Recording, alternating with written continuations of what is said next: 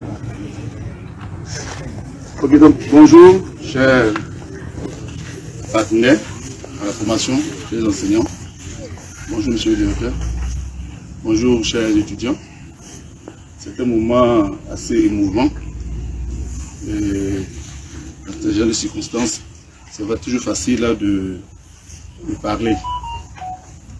Voilà, nous sommes là à un moment solennel pour vous annoncer le décès d'une de vos camarades. Voilà, qui s'est survenu dans la nuit du samedi au dimanche. Voilà, c'est une situation assez triste. Tout à l'heure, le directeur général aura des propos pour consoler les uns les autres. Je vais vous situer un peu le cadre dans lequel les choses sont passées. J'ai eu plusieurs personnes, notamment son oncle, et c'est lui qui m'a donné cette version que je voudrais partager avec vous. Alors, le samedi donc passé, elle est partie aux funérailles dans un village juste à côté ici, Bezro, pour ceux qui connaissent le village. Et autour de 19 h, il se faisait tard, elle devait rentrer. Elle attendait un véhicule, malheureusement elle n'en trouvait pas. Donc elle a dû appeler quelqu'un pour venir la chercher. Cette personne est arrivée, elle est montée dans le véhicule avec ses 3 cousines, selon la version qu'on a reçue. Et le monsieur a déposé les 3 cousines là à la gare de Katiwaklo. Et puis bon, il a continué avec la demoiselle. L'une de ces cousines là, parmi les 3 là, il y a une qui, autour de 21 h, l'appelle pour lui demander: tu es bien arrivé, tu es à la maison? Elle dit non, qu'elle est au maquis. Elle dit: au maquis, à cette heure là, bon, il faut que tu vas rentrer. La prochaine personne avec qui elle a eu un échange, selon l'information qu'on a, c'est une de ses camarades proches, qu'elle appelle autour de 2 h là, pour dire je suis en danger, on m'envoie à Diakro. Bon, sa camarade emprunte un taxi rapidement pour se rendre vers Diakro. Bon, il arrive, il constate la demoiselle couchée. Voilà, elle est déjà morte. Voilà. Selon les examens qui ont été déjà faits, elle a eu le cou brisé, la tête fracturée et une jambe cassée. Le médecin dit qu'elle n'a pas reçu de coups, que certainement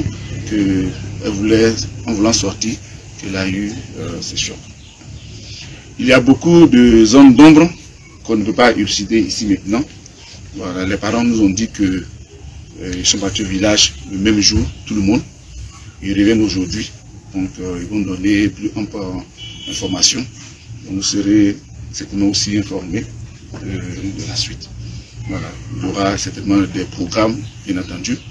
Bon, à l'occasion, voilà, on va vous informer puis voir comment on pourra s'impliquer pour accompagner votre camarade dans sa dernière demeure. Voici essentiellement ce que on voudrait vous dire, monsieur le directeur.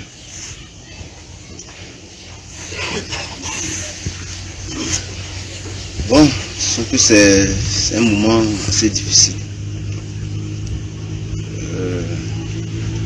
Moi, je suis toujours triste quand on m'annonce le décès d'un enfant. Parce que c'est pas l'ordre naturel des choses. On met au monde un enfant pour l'encadrer, l'éduquer, le voir grandir, pour que lui, plutôt, il s'occupe de l'enterrement de ses géniteurs. Mais quand c'est le cas inverse qui se produit, moi ça m'attriste toujours. Et j'ai été particulièrement attristé de savoir que une de nos étudiants, dans la fleur de l'âge, est brutalement enlevée de l'affection de ses parents et de chacun d'entre nous. Toute la journée d'hier, bon, ça a été vraiment donc la triste nouvelle qu'il fallait accepter malheureusement. Comme M. Okou l'a dit, dès qu'on a eu l'information, on a essayé de rentrer en contact avec les parents pour être situés, pour voir quelle était l'attitude à tenir. Vu les points d'ombre qu'on a, on est obligé de patienter, surtout que les forces de l'ordre ont ouvert une enquête pour mieux nous éclairer sur les circonstances de son décès. En attendant, pas vous dire vraiment yako donc aux uns aux autres. J'ai pu observer aussi qu'elle est très impliquée dans vos activités, surtout au niveau de, comment tu as baptisé ça, le service team marketing. Et déjà dans cette activité-là, elle a certainement dû rentrer en contact direct avec la plupart d'entre vous. Et donc, je réalise combien de fois vous devez être affecté par cette perte, par son départ. Mais hélas, on ne peut rien faire. Qui peut contester donc avec la volonté de Dieu? On ne peut qu'accepter. Donc, je vous invite vraiment donc à un dépassement de soi, à la maturité et puis à pouvoir accepter cela donc dans la dignité et de vous tenir aussi mobilisé dans l'attente de l'organisation de ces obsèques. Certainement on prendra une part vraiment active dans cette obsèque là et donc en fonction des informations qui nous seront données par les parents, vous serez aussi tenus donc informés. C'est aussi l'occasion pour moi de vous inviter donc à la prudence, parce que ces derniers temps-là, il y a des situations malheureuses et des cas d'agression et de meurtre. Donc à Yamoussoukro, il n'y a pas trop longtemps, l'information a circulé de l'assassinat d'un monsieur, juste pour lui prendre sa moto. Je ne sais pas si vous avez eu l'information. Voilà. Bon, avec ce cas violent de décès qui arrive donc à votre ami et à cette étudiante-là, je voudrais vraiment vous inviter à beaucoup plus de prudence et de faire vraiment beaucoup attention dans vos différents mouvements. Voilà, rien ne vaut vraiment donc la vie, donc soyez vraiment donc faites vraiment beaucoup attention. Donc, voilà, donc il y a une fois de plus aux uns aux autres, et puis bon, soyez donc à l'écoute, serez donc informés.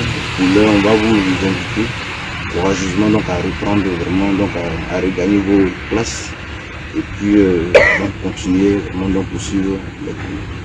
Vraiment, il y a quoi à tous. Et merci pour votre attention. Voilà. Ok, donc, merci au directeur, merci aux chers enseignants, merci à vous tous, chers étudiants. Alors, une information peut-être dans la programmation, on nous fait dire que demain est férié. Voilà. Donc, du programme qui a été établi, le premier demain saute. Demain, on n'aura pas de cours pour que bon, on puisse respecter le férié qui a été déclaré. Voilà. Donc, il n'y a pas d'autres informations supplémentaires. Bonne journée et puis bon, voilà. Du courage à tout le monde.